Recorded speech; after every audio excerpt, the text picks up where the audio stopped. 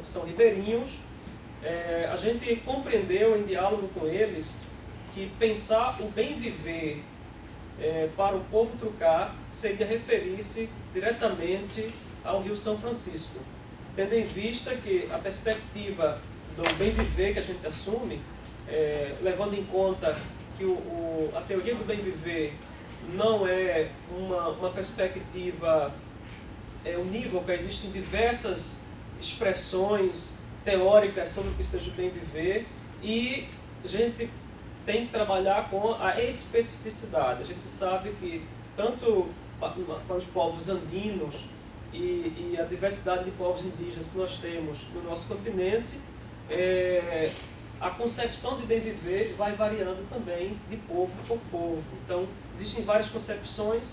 A gente trabalha, sobretudo, a partir da perspectiva do Eduardo Budines, que diz que o bem viver tem a ver com uma proposta alternativa de pensar o desenvolvimento.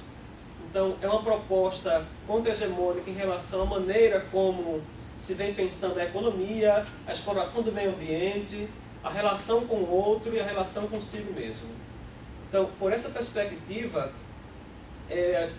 o próprio povo Trucá identificou que o Rio São Francisco era a expressão maior do seu bem viver, porque além de representar a fonte da religiosidade deles, então eles acreditam que parte dos encantados de luz, dos encantados, parte da expressão religiosa deriva do rio, também o marco ancestral deles, também a fonte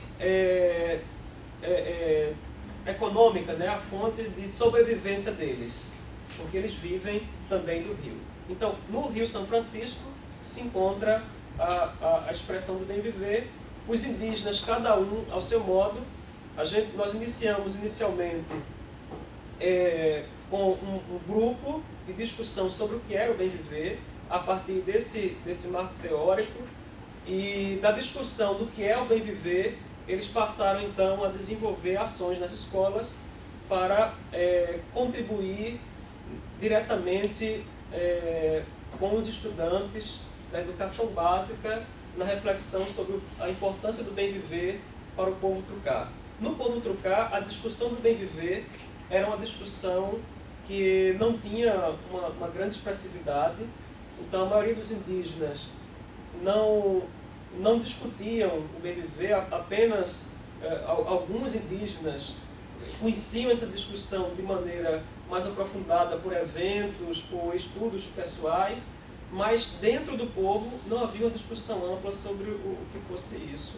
Por isso, a necessidade de a gente pensar inicialmente a discussão teórica, grupos de estudo e essas ações ligadas ao Rio São Francisco, para que o povo pudesse então entender como o bem viver se manifesta diretamente na vida do povo Trucá.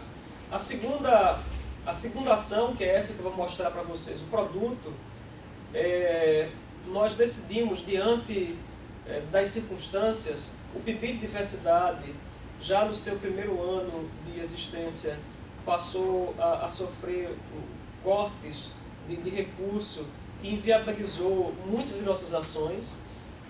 Então nós passamos por períodos que realizamos eventos de grande porte, e que não dispomos de recurso nem mesmo para o deslocamento dos indígenas, tendo em vista que, como a Liene falou, tem indígenas que moram a 500 quilômetros do campus do Agreste e precisam de recursos para se deslocar, para vir, e a gente teve uma perda, um corte de recurso altíssimo, e a gente teve que reinventar a nossa prática dentro do PIBID para que a coisa pudesse continuar acontecendo com a eficiência e eficácia que a gente queria que acontecesse na formação dos professores. Aí, nessa reestruturação, nós pensamos que, ao invés de coordenadores de área desenvolverem suas ações com os povos que coordenavam, que a gente pudesse fazer um trabalho conjunto e o mesmo trabalho desenvolvido pudesse tocar em todos os povos, porque antes nós visitávamos os povos, então nós visitamos ainda, eu acho que dos 11 povos contemplados pelo PIBID, em Pernambuco nós temos 12 povos, não é isso, Eliane? 12 povos indígenas, nós chegamos a visitar uns 5 ainda, não foi, Jaqueline? Eu todos. Você visitou todos. Eu fui a 5 povos nessas ações, e no meu povo, no povo Trucá, eu cheguei aí 2 vezes, mas depois, com a escassez de recurso, a gente precisou reinventar um pouco, porque o coordenador de área não tinha condições de estar se deslocando para desenvolver as ações junto com o povo. Fala um pouco da distância, né, só para fazer informação. Do campus do Agreste para os povos. Para o povo Trucá, em média, uns 400 quilômetros. Né? 400 quilômetros. E dentro do próprio povo, o deslocamento também é muito difícil, porque eles moram em ilhas, em diversas ilhas. Também tem alguns que moram no continente, mas eles moram em ilhas. E a gente, para vir passar de uma comunidade para outra, a gente passa também em pequenas embarcações. Né? Inclusive, a gente vinha conversando no caminho para cá, que desde que iniciamos o PIBID até agora, já tivemos a perda de 2 indígenas que morreram afogados no rio. Então, essa precariedade que a gente vive. Então, nessa segunda tentativa de organização dos trabalhos de PIBID, na intenção formativa de produzir conhecimento que tanto servisse para a formação dos professores, mas que ao mesmo tempo tivesse uma repercussão na educação básica, na educação escolar indígena, nós pensamos em produzir alguns produtos coletivamente. Então, Rita vai falar, por exemplo, de um produto, né, que é o audiovisual. A gente tem produzido documentários sobre a realidade dos povos indígenas, especificamente sobre a questão da educação escolar e formação de professores indígenas. Nós temos também a produção de um vocabulário, que é um trabalho que particularmente eu acho muito interessante, onde a gente está tentando resgatar verbetes das línguas originárias dos povos, porque dos 12 povos indígenas de Pernambuco, o único que tem a sua língua-mãe mais estruturada é o povo Funiô. Os demais povos têm a sua língua, têm aspectos da sua língua, mas não tão desenvolvidos e organizados como o povo Funiô. E a gente está criando um verbete, né? Como é que eu não posso dizer um dicionário, mas um glossário, onde os povos indígenas estão trazendo para a gente as palavras da língua matriz, da sua língua mãe, com imagens e o sentido delas. E a gente está fazendo esse trabalho. Temos também um trabalho, um produto que é sobre as brincadeiras e a função educativa dessas brincadeiras que são próprias dos povos indígenas. Então, está se fazendo um levantamento sobre o papel pedagógico, como se pode utilizar as brincadeiras do cotidiano dos povos indígenas como referencial para a educação escolar.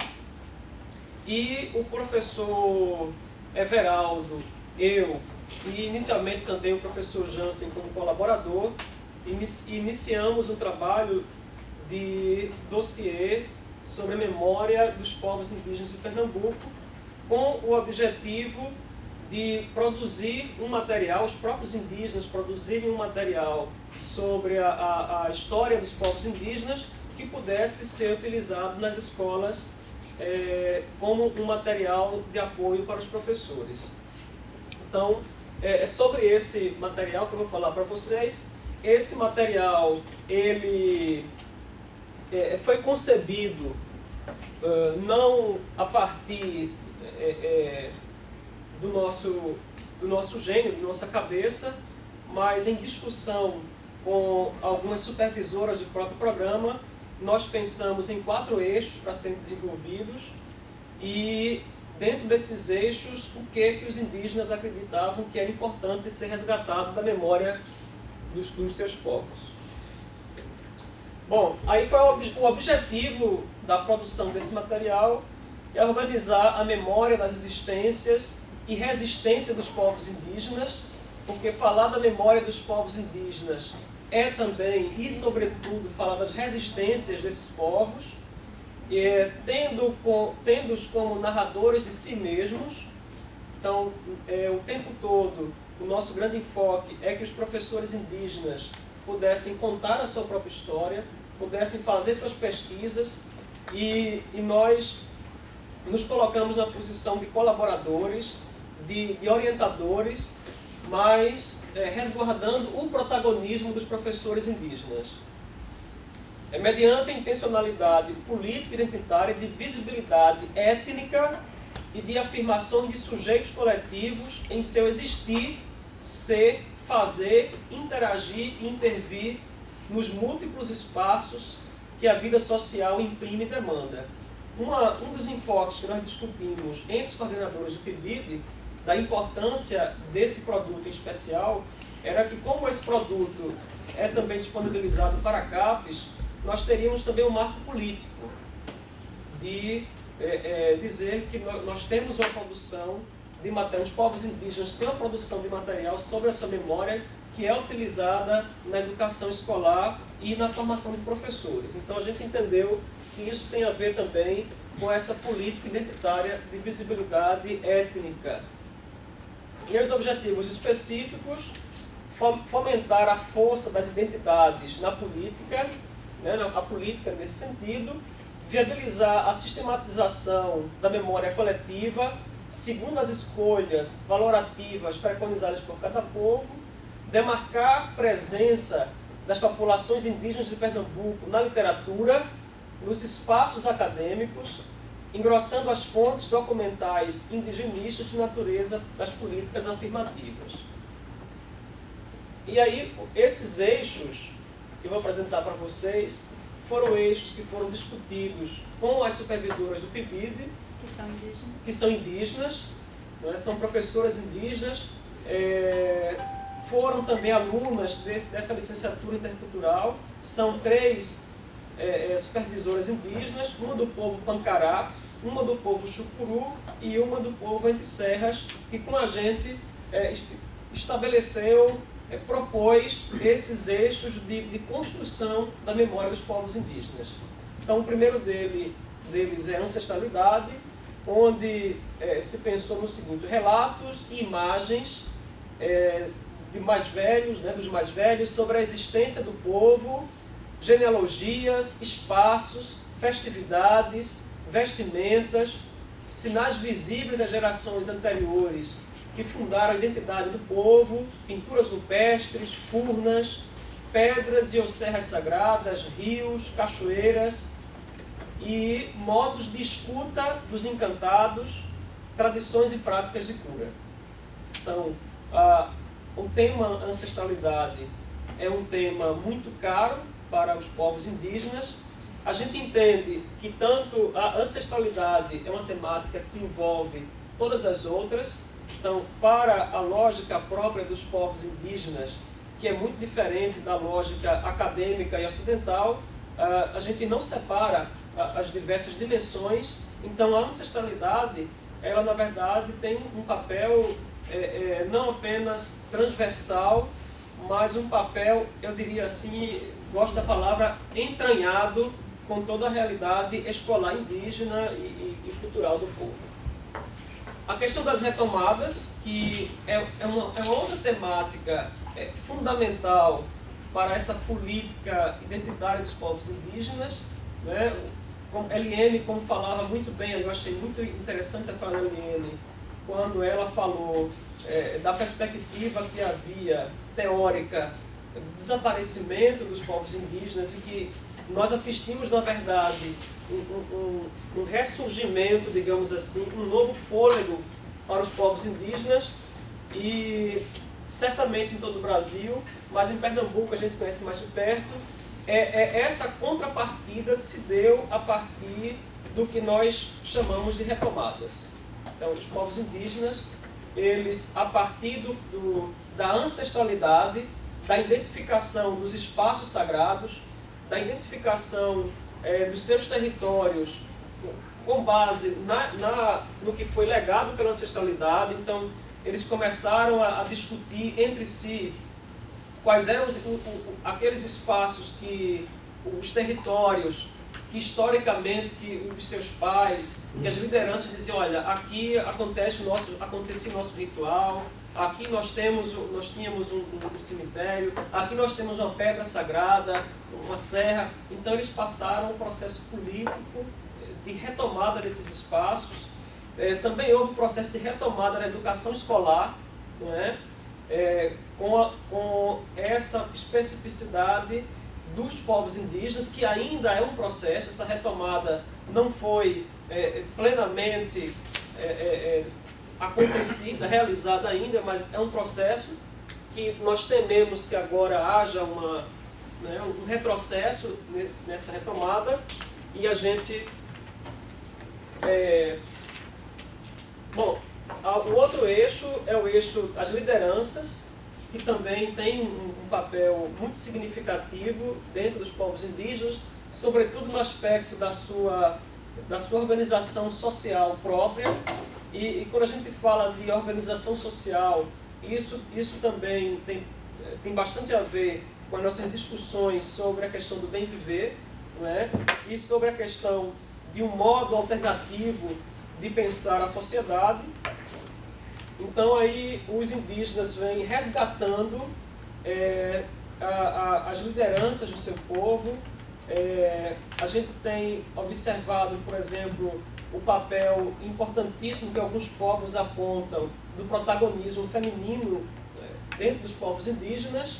E aí eles vão narrando através de entrevistas, através de uma série de vídeos também, e depois transferem isso para um material que eu vou mostrar para vocês aqui já, o produto final.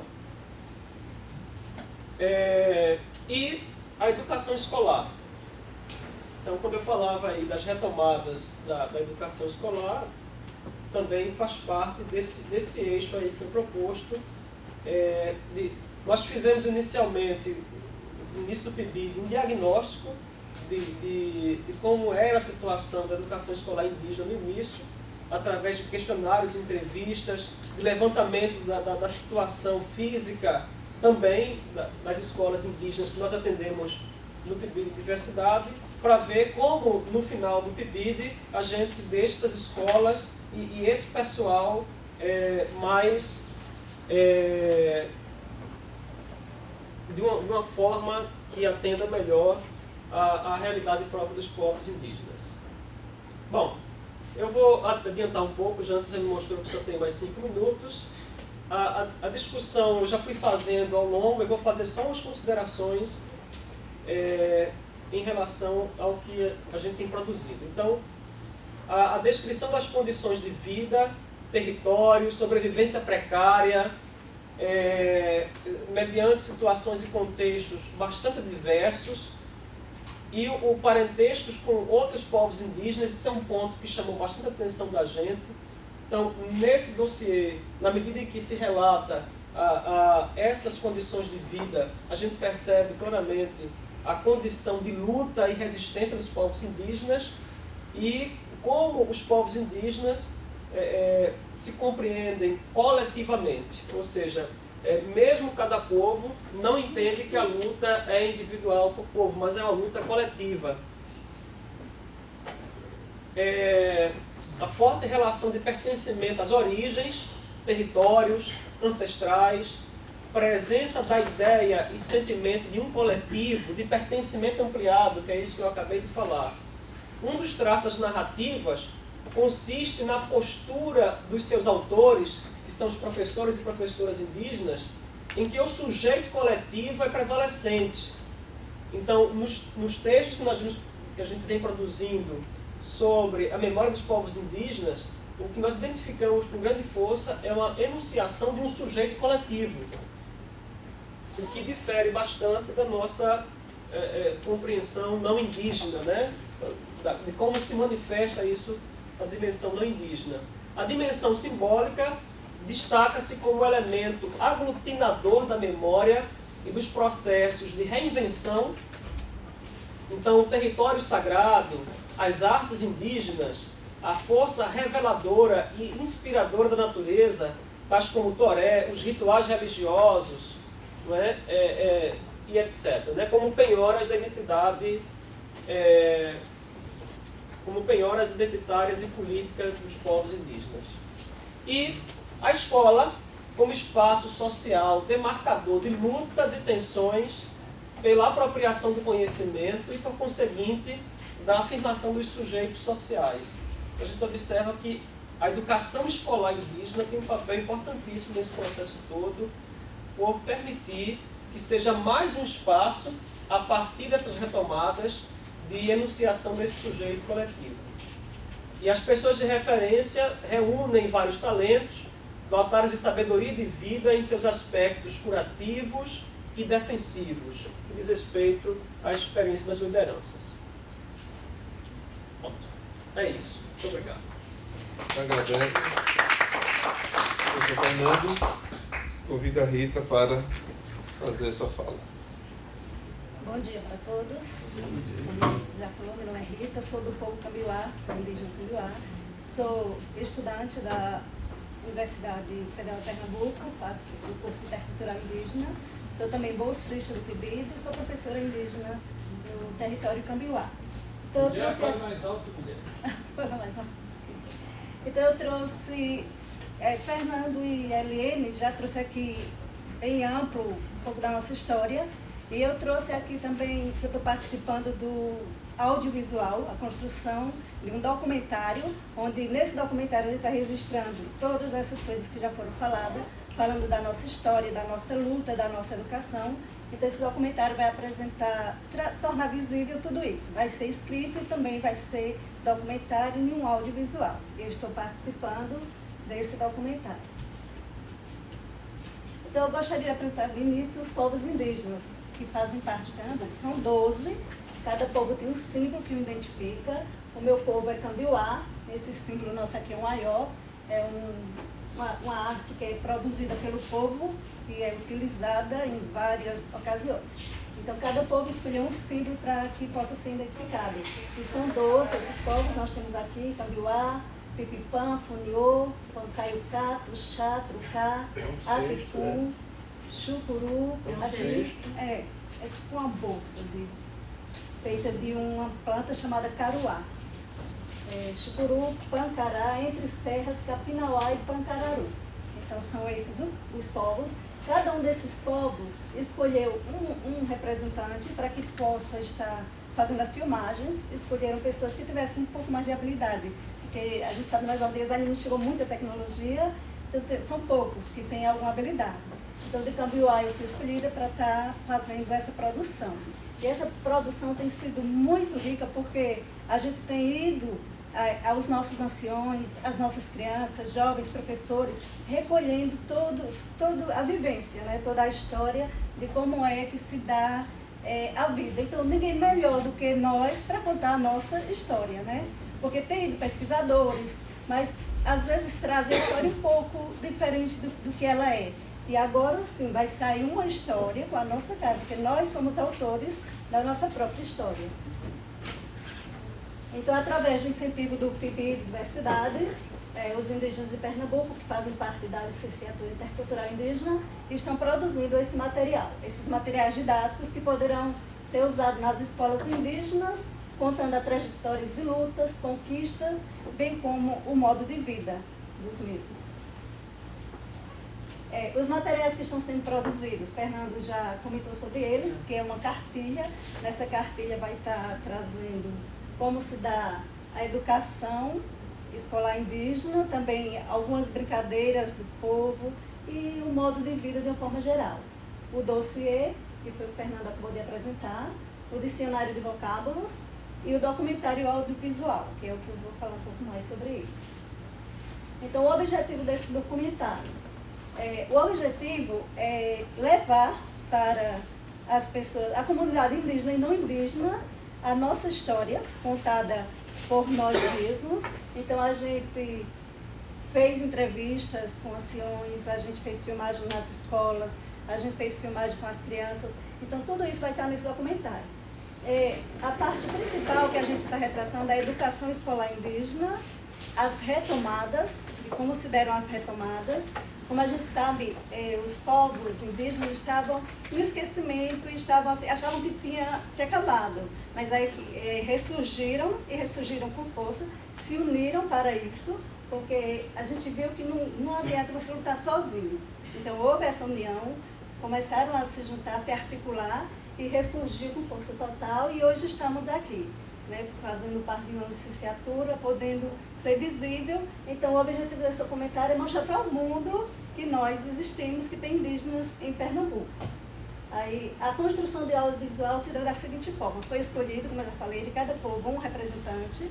Esses representantes pediram permissão às lideranças para que essas histórias pudessem ser contadas, e nós também não podemos sair contando nossa história sem a permissão das nossas lideranças. Nós temos essa organização interna, onde tudo que a gente fala é permitido por nossas lideranças. Então, com a permissão deles, a gente começou a coletar esse material, preparamos esse audiovisual, nós começamos no mês de abril, ainda está em construção. A gente recolheu muito material, só que ficou muito extenso, daria um filme de longa-metragem, mas aí o nosso documentário tem que ser apenas de 30 minutos.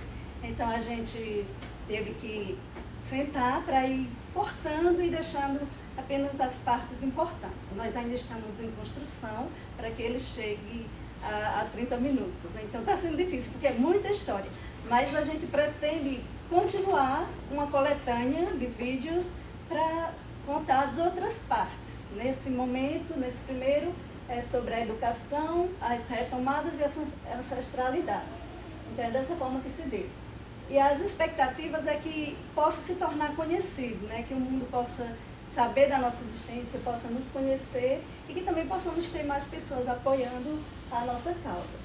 Então a aprendizagem foi imensa.